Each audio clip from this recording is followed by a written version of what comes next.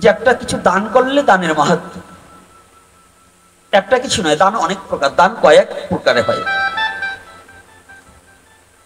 ডান হাতে দান করবে, বাম হাতে জানবে না, যদি এভাবে কেউ দান করে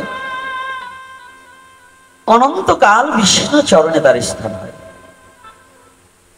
যদি দান করে কারো অহমিকা হয়, এই দানে তার নরকগামী হতে হয়।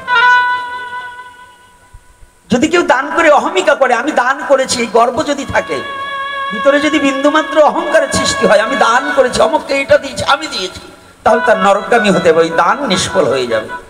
ওটা শুকরের বিষ্ঠার মতো। শুকর চেনেন তো? শুকর চেনেন? বরাহু চেনেন?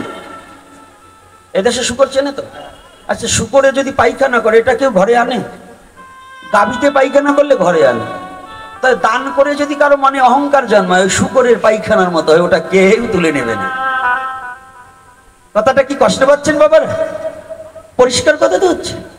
তো এইবার এই দান গ্রহণ তো দান করা কর্তব্য, তবে পাত্র চিনে দান করিস তুই, স্বার্থ রাখিস শূন্য, ওই দানেই তোর হতে পারে যৎকিঞ্চিত পুণ্য। পাত্র বুঝে দান করতে হবে, সব পাত্রে সবকিছু দান করা যাবে না। আমরা তো আজকাল ভদ্রলোকও ভালো কিছু দেখি, আর যারা ভক্ত তাদের চোখে দেখি না। কিন্তু না, ভক্তদেরকে সম্মান ভগবানও করেছে, আমাদেরও করতে হবে।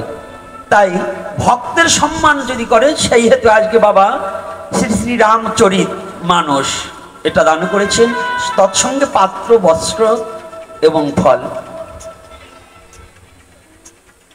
তিনি যেন যে উদ্দেশ্যে দান করছে আমি সেটা বলবো না, ভগবান যেন কৃপা করে এই দানের পরিপাকে যেন তার এই দান করার মনোবৃত্তি আরো বাড়িয়ে দেন।